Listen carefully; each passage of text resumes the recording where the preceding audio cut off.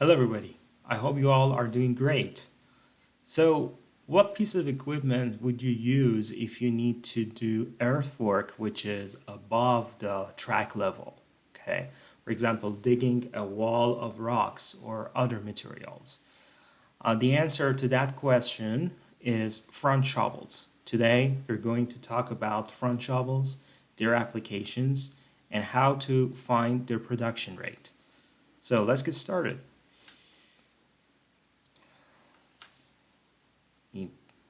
Make my video smaller. Okay, so this is how a typical front shovel would look like. Let's learn more about it. So these shovels are predominantly used for two things: uh, digging, hard digging above the track level, as I mentioned. And the second thing would be loading haul units. So you can dig and then you can you can load the haul units into a truck or something else. So they are best if the material uh, that is being excavated is vertical, for example, a wall, but it doesn't mean that they are not useful for a surface. Yes, they are. They could be used for a surface, for a flat surface. Uh, they are, they could be crawler mounted. They have very slow speeds. Most of the time, they can move with a speed of less than 3 miles per hour. The size of the shovel is most of the time determined by the size of the bucket, right? Because obviously, the bigger is the bucket, we need a more powerful machine to do the digging and moving, right? So they are, most of the time, they are expressed in cubic yards or cubic meters.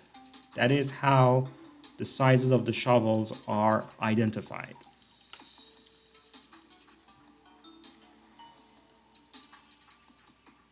Again, the bucket could be filled as stock or heaped, and as you can see, stock is when the bucket is filled up to its higher surface, okay?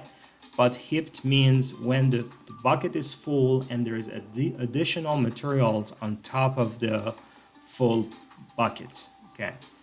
Obviously, the heaped capacity is going to be more than the stock capacity. So, fill factor for front shovel buckets are given in a table. As you can see, they depend on the type of materials, okay? For example, if the material are easy, if the material is bank clay or earth, or they're easy to digging, or easy to dig, then the fill factor is between 95 to more than 100%. It means you can fill the entire bucket, and then you can even have some additional materials. I mean, you can use the stroke capacity.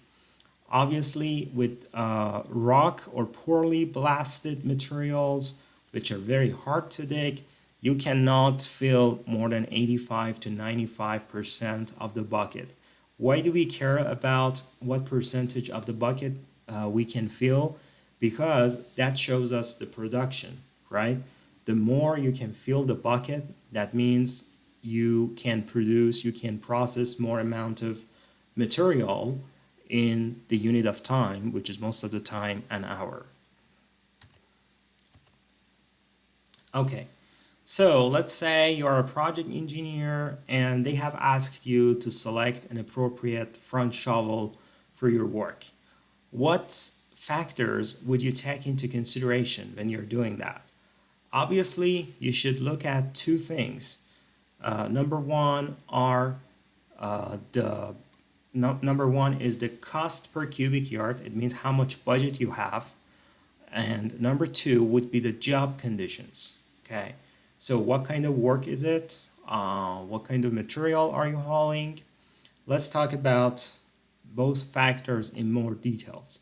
Why do we care about cost per cubic yard? So obviously we would like to bring more powerful showers that are bigger, but they are also costlier, and mobilization costs of bigger shovels is obviously more expensive.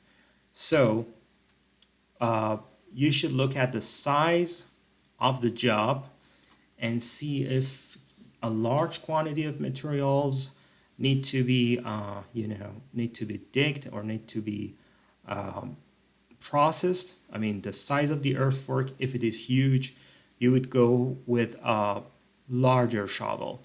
It means it could even be cost effective if you choose a larger shovel.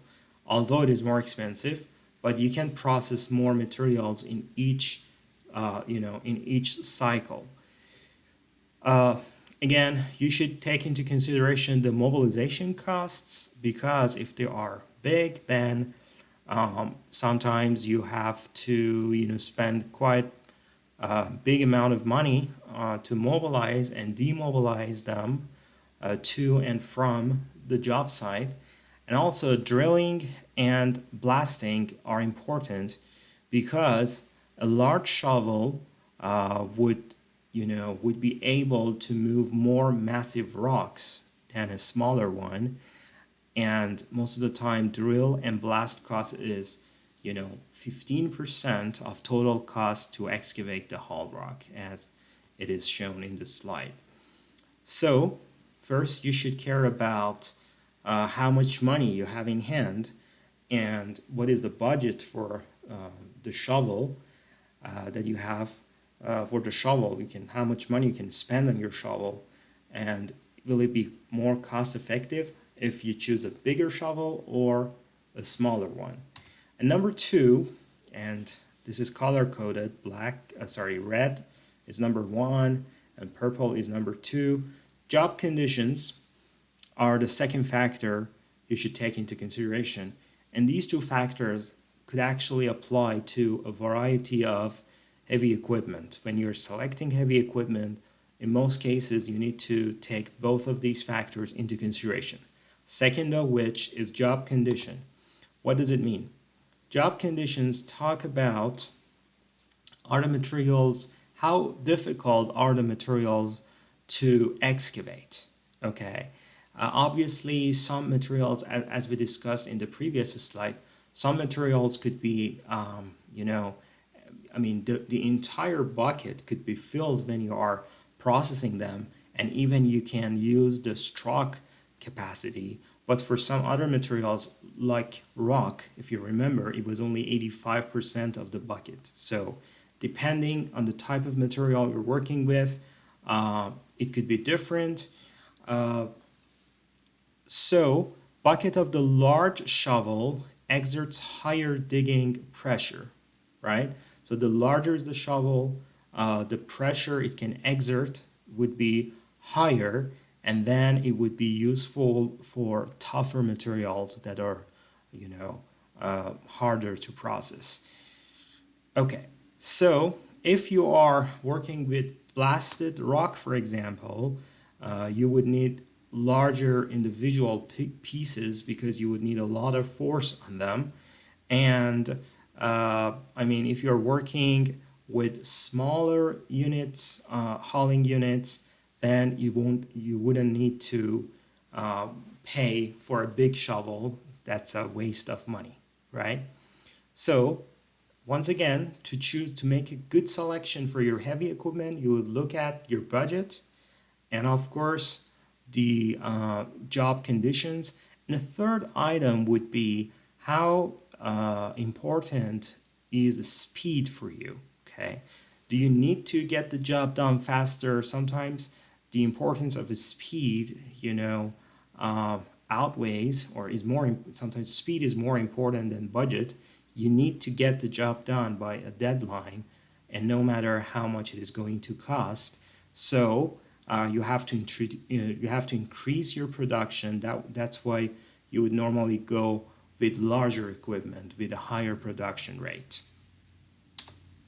So, how to calculate shovel production? What items should we take into consideration?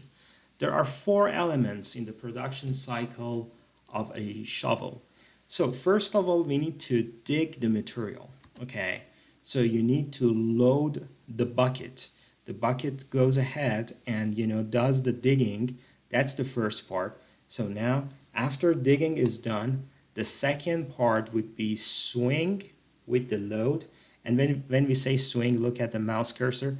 So it means the entire cabin and the bucket are swinging. The maximum swing a shovel can do is 180 degrees. So it takes time, and obviously the more skillful the operator is, they can do it faster. Once swinging is done, then you need to dump the load. So you swing, you dump the load, which takes a few seconds, and then you need to go back to the original position of the bucket to continue digging. So that in each cycle there will be 4 major operations that need to get done, and each of them will have an impact on the cycle time for the shovel. So one important thing to know is that the shovel does not normally need to move. It means the crawler does not really work once you are situated, once the shovel is placed in the digging position. The hauler, which is most of the time a truck, should put itself in a suitable condition so the shovel can dump its load to it. It means if your shovel needs to move to load the truck, you are doing the wrong thing, because shovels are super slow, a lot slower than trucks to move. So the truck is the piece of equipment that should adapt its location according to the shovel's position. Obviously, the shovel will need to move, to do the digging, to continue the digging, right? And that's the only time it moves. It does not move to load a truck or any hauler. What else? So typical cycle element times are 3 to 5 seconds, 3 to 5 cubic yards for 3 to 5 cubic yard size. We have the following time. It takes the following seconds. For loading the bucket, it takes between 7 to 9 seconds to load. For digging. The second part would be the swinging with the bucket, okay, to the right or left for the maximum of 180 degrees. And I will tell you that the optimum swing degree is 70 degrees. The more you add to 70 degrees, your production decreases. And we don't want a super close truck. You don't want to go less than 70 degrees, because sometimes it limits the ease of movement for the bucket and for the operator. So dumping the load could take anywhere between 2 to 4 seconds, and returning the swing would take something between 4 to 5 seconds. So for this type of shovel, the shovels with a capacity of 3 to 5 cubic yard, you're looking at anywhere between, could say, 17 to 24 seconds for each cycle. So you can, by having that cycle time and by having the size of the work, the size of the material that have to be, moved, then you can find how much time it will take to get the job done. All right. So what does the production of a shovel depend on? And can you think of some factors it would depend on? For example, Does the skill of the operator matter? Yes, of course. Yes, it does. Does the position of the shovel matter? Like how high is the digging or how low is the digging? Obviously, the power of the shovel varies. With the the height of the digging. So at some heights, it can work more easily than other heights, and the amount it is swinging. Sorry about the voice, about the noise. So, yeah, for specific swinging degrees, it could be less or more. So these are some of the factors. Let's review them.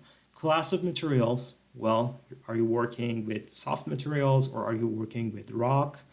Because that is going to depend your load factor. It means what percentage of the bucket you can fill in each time of digging. It depends on the height of the shovel itself.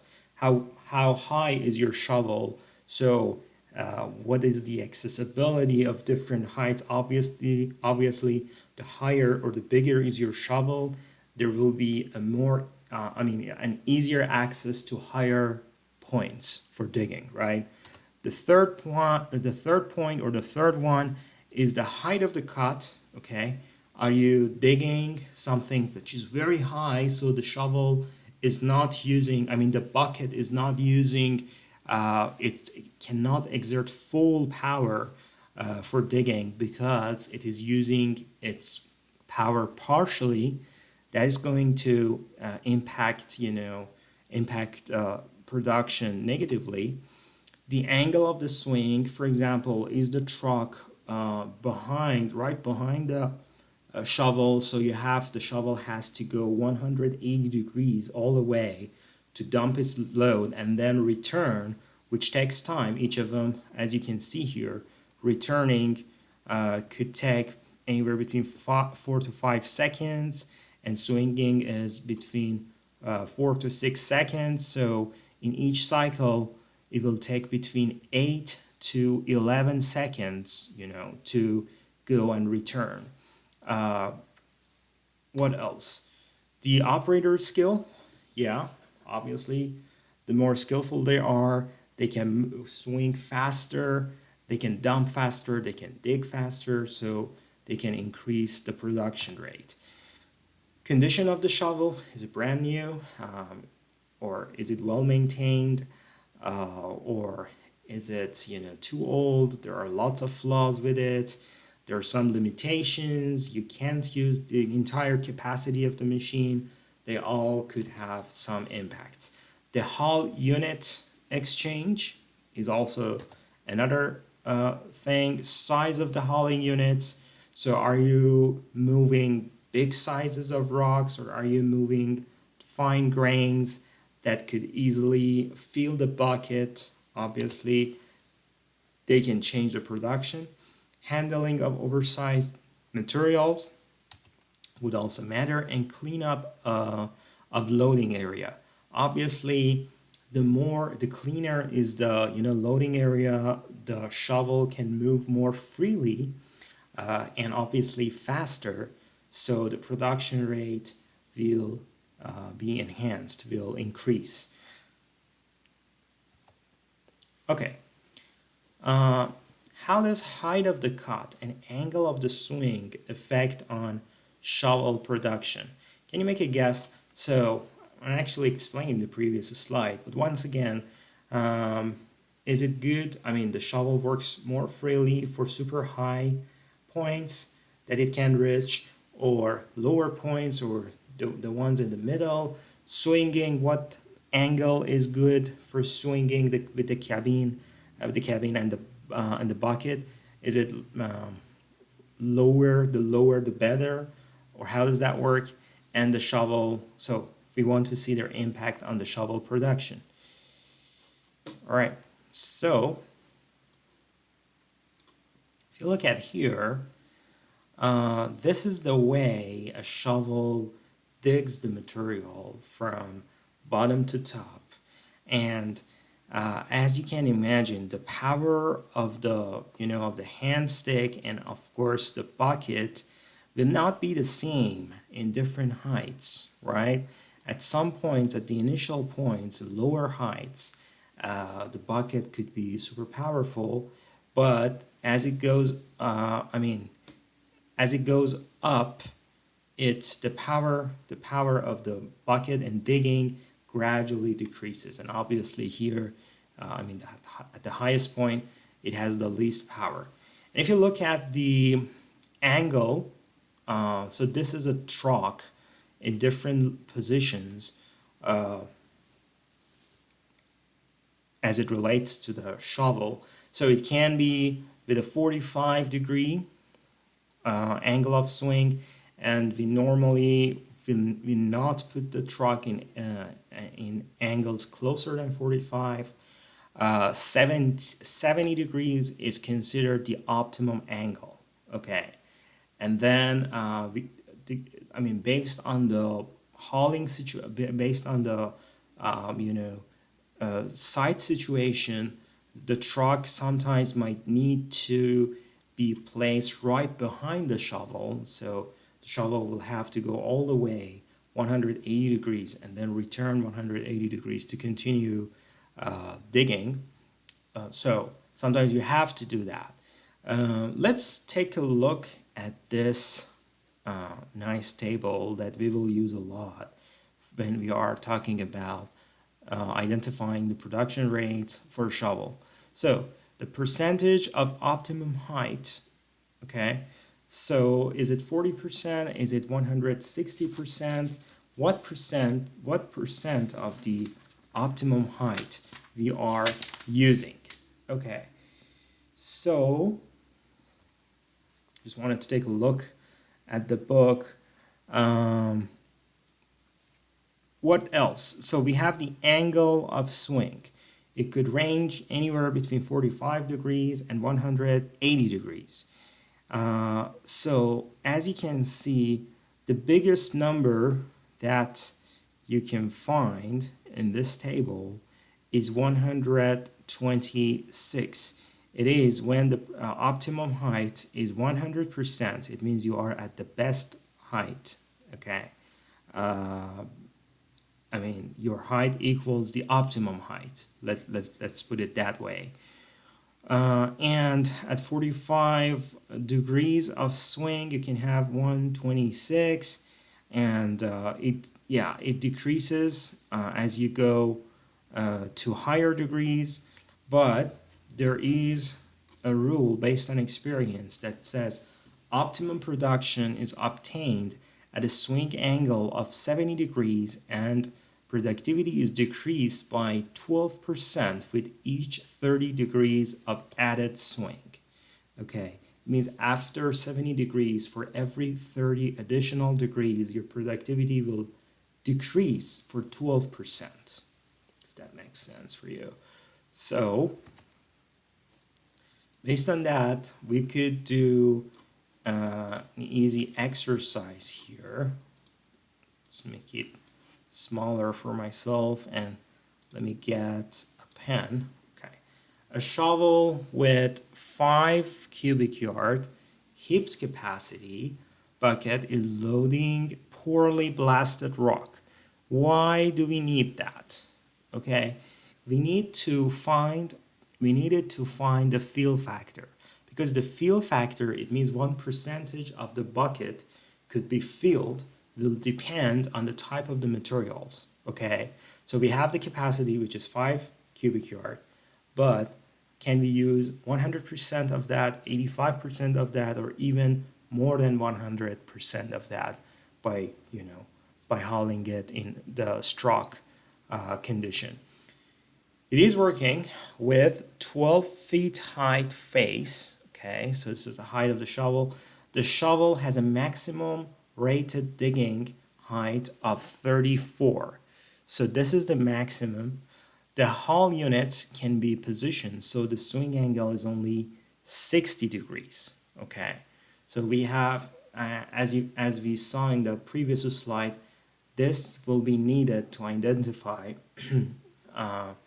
if you look at here, so according to this table by having the percentage of optimum height and angle of swing, then you can find the shuttle production. Okay, so what is the question? What is a conservative ideal loose cubic yard? You should be careful about this guy because you might need some conversion once you solve the problem. If the problem wants it in loose, in bank, then you need to make the required conversion.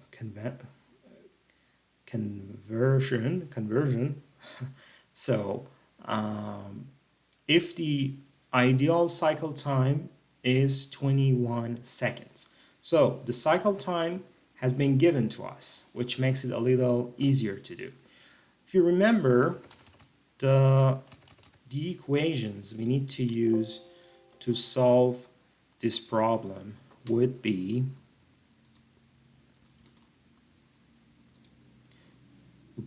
I taught them when I was teaching the hydraulic excavator. They're not in this PowerPoint. Anyway, so let me take a look at the time, 26 minutes so far. Anyway, so the formula was given before, but we can now do the problem together. Okay, so size of the bucket is given to us as 5 cubic yard. This is one part we will need to use in the equation. Step 2 is bucket fill factor. It means what percentage of the bucket can we use. So if you look at table 9.1, what's the type of let me get my pen back. Yeah, the type of materials are poorly blasted rock. So if you see, this would be poorly blasted rock, and for them it is between 85 to 95%. And trust me, it is going to significantly change the production rate in an hour, because in 1 hour you would do a lot of loading and unloading. So the word conservative here gives us a hint that you should go with the pessimistic estimation. It means you should go with the lower bound, which is 85. You don't go with the 95. Well, depending on the problem, if it doesn't tell you, you can take the average point. For example, if it is between 85 to 95, you could take 90% as the fill factor, but when it says conservative, you have to go with the lower band, which in this case is 85%. Step 3, you need to find the cycle time. Luckily, in this problem, it is given to us, so it's ready, 21 seconds to do everything. Now, what is the average height of excavation? It was given to us as it is working at a 12 feet height phase. Okay. What else is given to us? The optimum height for this machine and material would be half of the maximum digging height, which was 34 feet. So half of that would be 17 feet. That's where your optimum digging would happen. So the percent of the optimum height would be the number you found, average height of the excavation, actually not the number you found, but the number, the average height of the excavation that is given by the problem. So we didn't find it. But the second number, the denominator of this fraction, 17, is the number we found, which is half of the maximum height.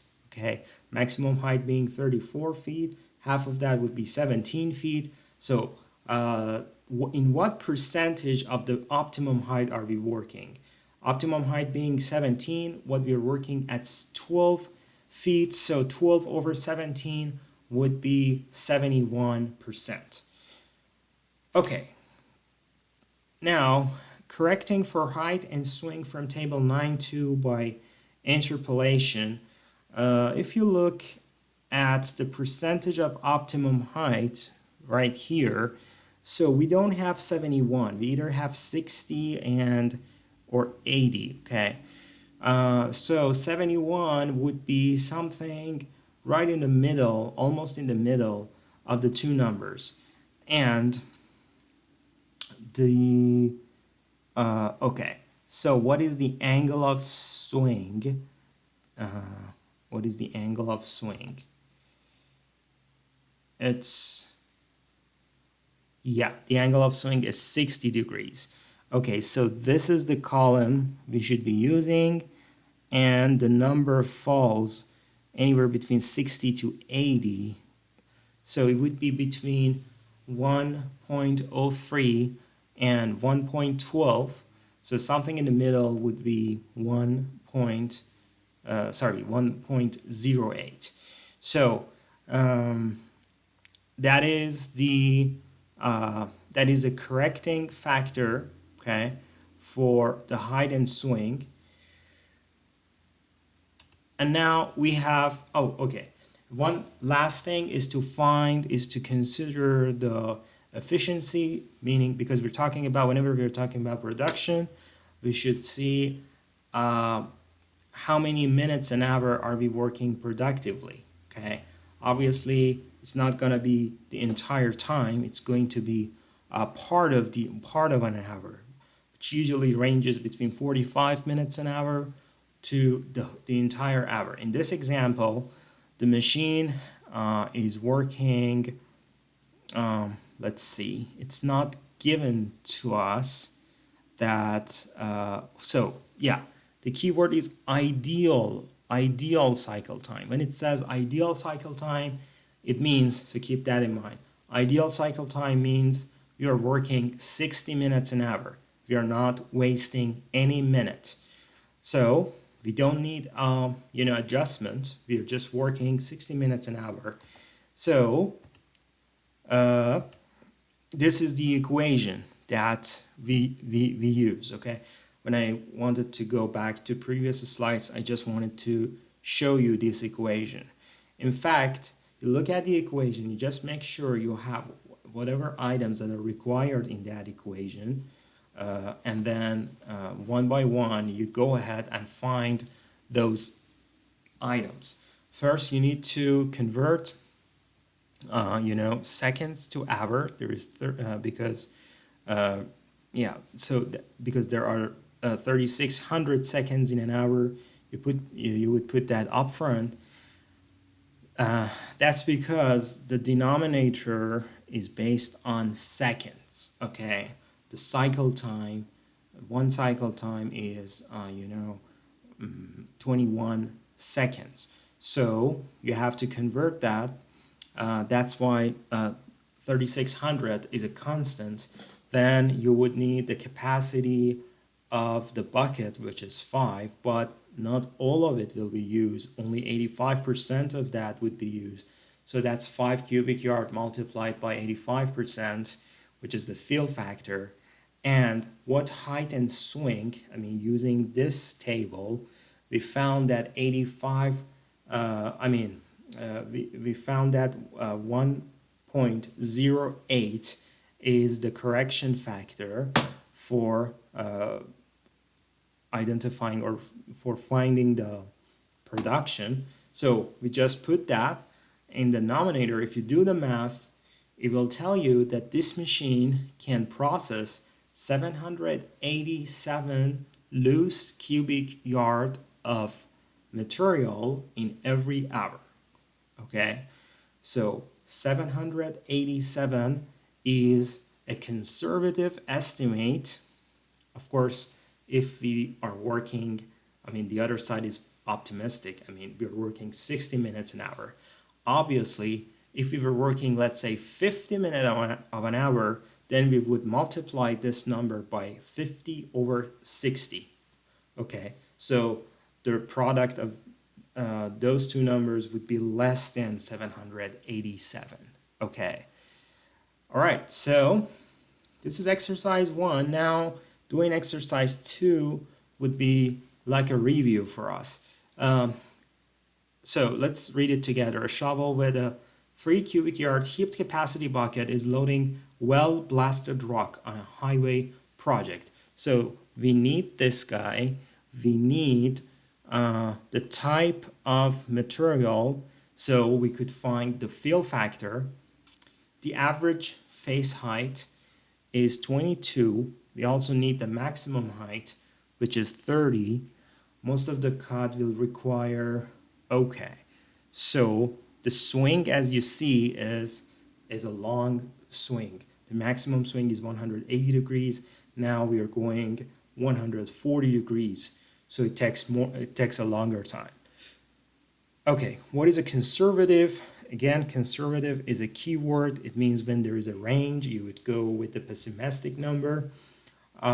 Production estimate in bank cubic yards. So again, here we should be careful. So you don't want to lose grade.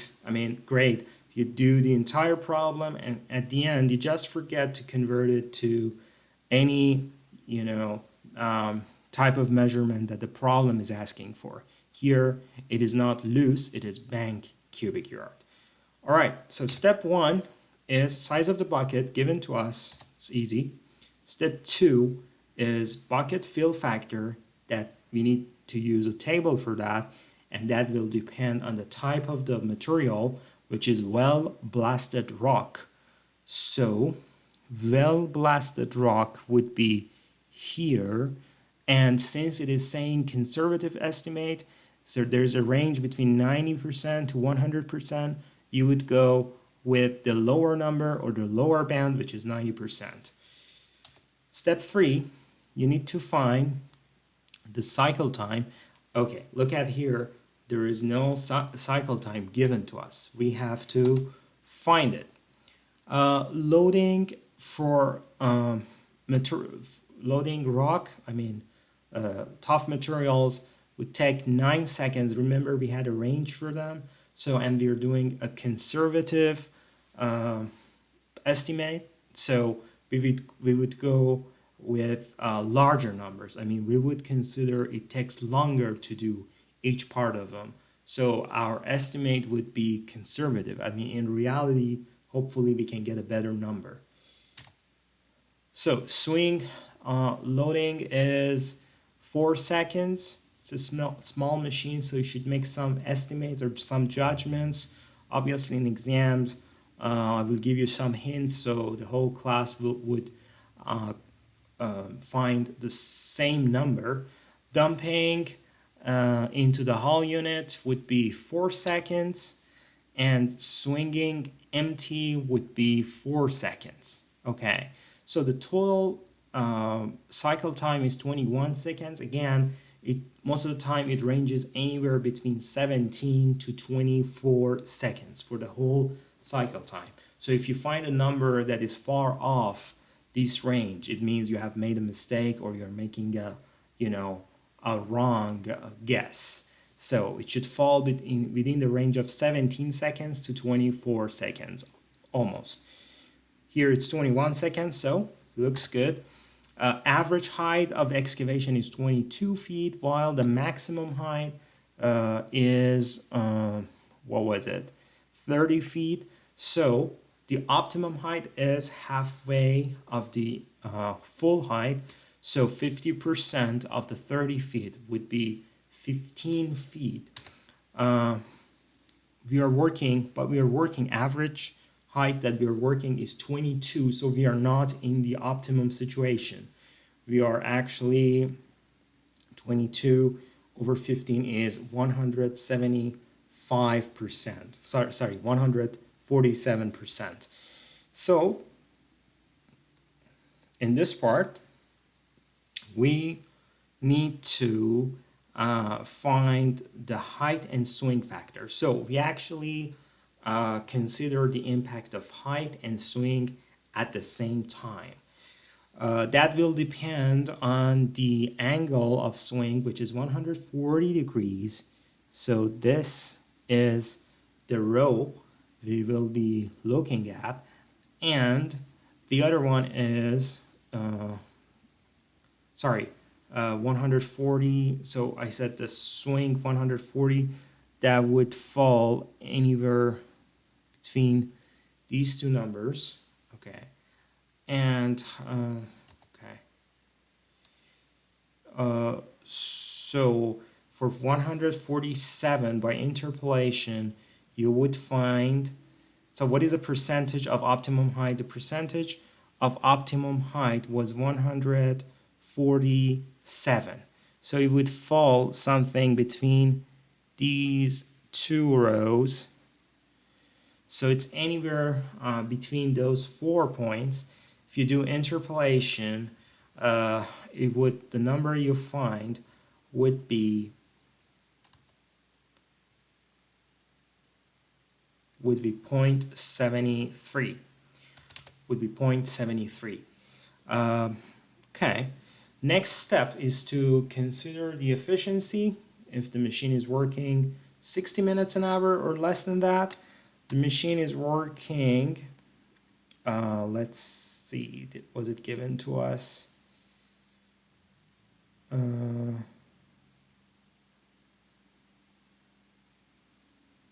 Yeah, so the problem itself does not give us the efficiency factor, but if the TRB information were used, because TRB has, created some information about the efficient minutes per an hour for different pieces of equipment. Based on that, you're working 30 to 45 minutes an hour. Since we want to be conservative, we choose the worst of the two options. So we consider we're only working half an hour, which looks very pessimistic. You normally work at least 45 minutes an hour, especially when you're working with expensive pieces of equipment. But anyway, so we just go with 30 minutes. In most of the exams, since you don't have access to TRB, I just will give you the efficiency, so you can easily find the efficiency factor. And now the class of material is well blasted. So why would you need that? Because you will need a conversion. At the end, you want to convert it to bank cubic yard. So now everything is ready. You just insert the information in the formula. 3600 is the constant. Then this is what percentage of the bucket will be filled. You would just consider between 92, so let's say bucket fill factor for well blasted rock is between 90% to 100%. Okay.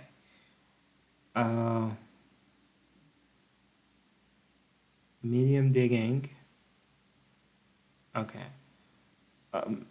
Yeah, so I would use 90% here, but the author of the book has used 100% because we're talking about the conservative estimate, so you should choose the lower band, so it would make more sense if we used 90%. So here, anyway, if you want to go with the pessimistic number, you would change this number with 0.9. Oops, 0.9, if I can write it. So multiplied by 0.73, which we found here. We found it by using this table. And then 21 seconds is the cycle time. This is adjustment for efficiency. We're working half an hour efficiently. And this is for conversion from, this is for conversion to bank cubic yard. Okay, so the answer we find is, the answer we find would be, okay, so we are converting, let's see, yes, we are converting it to what is the conservative production estimate in bang cubic yard? So yeah, we are converting to bang cubic yard. So this should be bang cubic yard. And if you look at your book, the book author also has made a mistake. There is a typo here. It won't be loose cubic yard. It would be bang cubic yard. That's why we are multiplying by the swell factor. I mean the inverse of the swell factor. So let's see, that should complete today's class time. Let me just take a quick look at the timing.